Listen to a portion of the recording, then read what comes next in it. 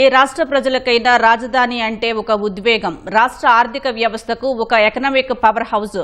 పొరుగునున్న కర్ణాటక, తమిళనాడు, తెలంగాణ రాష్ట్రాలను ఆర్థికంగా నడిపిస్తోంది అక్కడి రాజధాని నగరాలైన బెంగళూరు, చెన్నై, హైదరాబాద్ మహానగరాలే. నవ్యాంధ్రకు ఆ స్థాయి అసెట్గా నిలిచేదే అమరావతి రాజధాని. నిర్మాణ దశలోనే రాష్ట్ర ఖజానాకు ఆదాయం సమకూరుస్తోంది.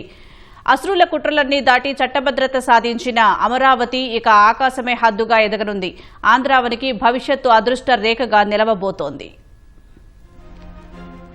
3 ముక్కలాటతో 5 ఏళ్లు రాష్ట్రానికి రాజధాని లేకుండా చేసిన ఒక్క వైసీపీ తప్ప దేశంలో ప్రాతినిధ్యం వహిస్తున్న పార్టీలన్నీ పార్లమెంటు వేదికగా అమరావతి రాజధాని చట్టబద్దతకు జై కొట్టాయి.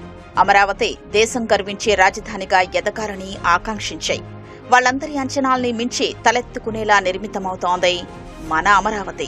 అసెంబ్లీ, హైకోర్టు, సెక్రటేరియట్, విభాగాధిపతులంతా ఒకే చోట ఉండేలా నిర్మిస్తున్న టవర్లు దేశంలో మరెక్కడా లేని ఐకానిక్ భవనాలు. ఇక్కడ తాగునీరు, మురుగునీటి పైపులు, విద్యుత్, ఇంటర్నెట్ వైర్లు, ఇలా మౌలిక సదుపాయాలన్నీ భూగర్భంలోనే. పదే పదే రోడ్లు తవ్వే పరిస్థితి ఉండనే ఉండదు. ఇక్కడ వేస్తున్న 8 లేన్ల రోడ్లు అమరావతి భవిష్యత్ విస్తరణకు ఆరంభం నుంచే పరుచుకుంటున్న దారులు.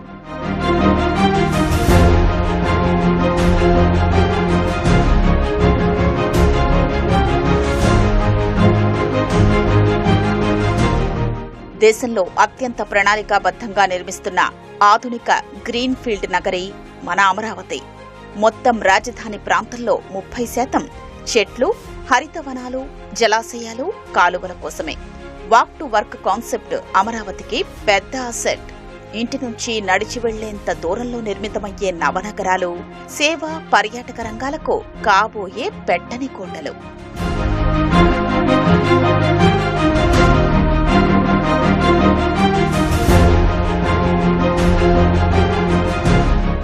నదులున్న చోట నాగరికత విలసిల్లింది. విద్య, వైద్యం, ఉపాధి అవకాశాలు ఉన్న చోట నగరాభివృద్ధి భాసిల్లింది. అమరావతి కూడా అలాంటిదే. ఒక ఆకృతి దాల్చకముందే దేశంలో పేరెన్నిక గల విద్యా సంస్థలు అమరావతిలో అడుగుపెట్టాయి. ఎస్ఆర్ఎం, విట్, అమృత యూనివర్సిటీ, కేంద్ర ప్రభుత్వ సంస్థ ఎన్ఐడీల్లో ఇప్పటికే వేల మంది విద్యార్థులు ఉన్నత చదువులు చదువుతున్నారు.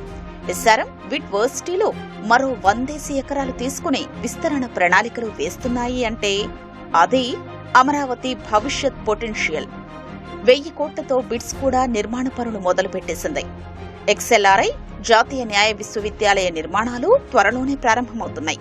దేశంలోనే తొలి అత్యాధునిక క్వాంటమ్ కంప్యూటర్ అమరావతికి రాబోతోంది. ఇప్పటికే 50 ఎకరాల్లో క్వాంటమ్ భవనం పునాదుల దశ దాటేసింది.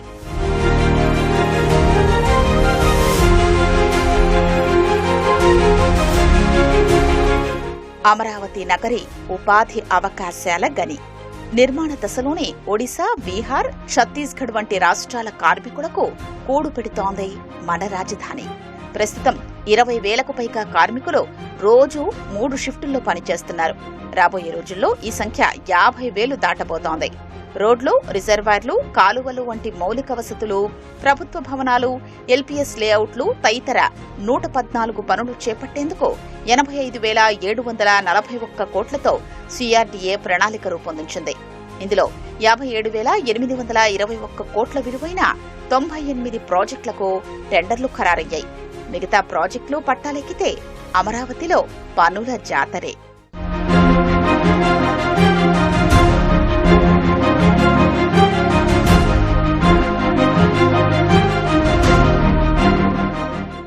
రాష్ట్రానికి ఆదాయం సృష్టించే అక్షయ పాత్ర అమరావతి. అది నిర్మాణ దశలోనే నిరూపిస్తోంది. ప్రస్తుతం జరుగుతున్న 1000 కోట్ల విలువైన పనుల ద్వారా ప్రభుత్వానికి ఆదాయం సమకూరుతోంది. నిర్మాణ పనుల్లో వెచ్చించే ప్రతి 100 రూపాయల్లో సుమారు 25% జీఎస్టీ వంటి పన్నుల రూపంలో ప్రభుత్వ ఖజానాకు జమవుతోంది. అమరావతిలో మౌలిక వసతులు, ప్రభుత్వ భవనాల నిర్మాణాలకు 80,000 కోట్లు వెచ్చిస్తే ప్రభుత్వానికి దాదాపు 20,000 కోట్ల ఆదాయం సమకూరబోతోందన్నమాట.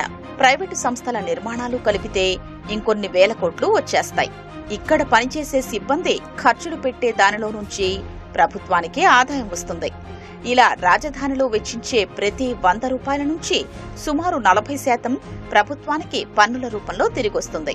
నిర్మాణ, స్థిరాస్తి కార్యకలాపాలు పెరుగుతున్న కొద్దీ స్టాంపు డ్యూటీ, ఆస్తి పన్ను వంటి రూపాల్లోనూ ఆదాయం సమకూరుతోంది.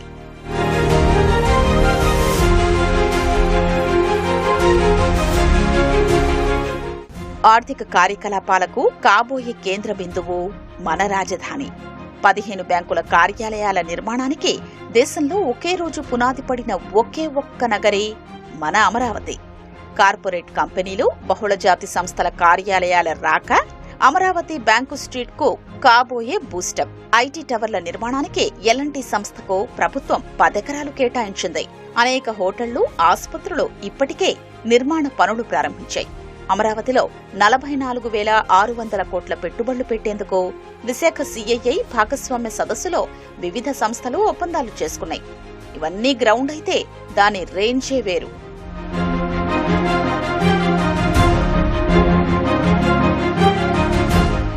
రాజధాని నుంచి వచ్చే ఆదాయమే రాష్ట్రాల సంక్షేమ, అభివృద్ధి కార్యక్రమాలకు ఇంధనం.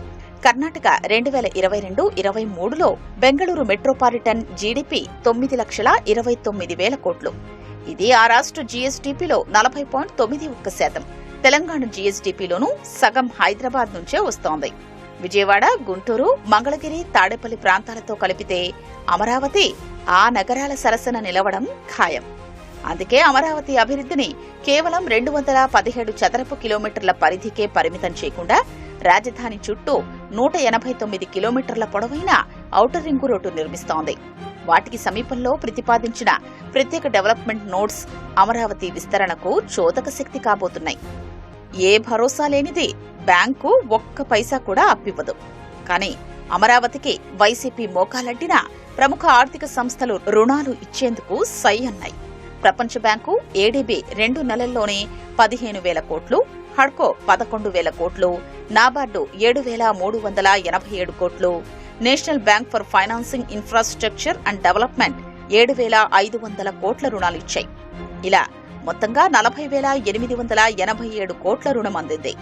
మరో 15,000 కోట్ల రుణ ప్రతిపాదనలు ప్రాసెస్లో ఉన్నాయి. రైతులకు రిటర్నబుల్ ప్లాట్లు కేటాయించగా మిగిలిన భూములు విక్రయించడం, బాండ్లు జారీ చేయడం ద్వారా అమరావతి సెల్ఫ్ సస్టైనబుల్ ప్రాజెక్టుగా నిలవబోతోంది. రాజధానికి తీసుకునే రుణాలు FRBM పరిధిలోకి రాకుండా కేంద్రం మినహాయింపు ఇవ్వడమూ అమరావతి అదృష్టం. ఇలా అమరావతికి మునుముందు అన్నీ మంచి శకునములే.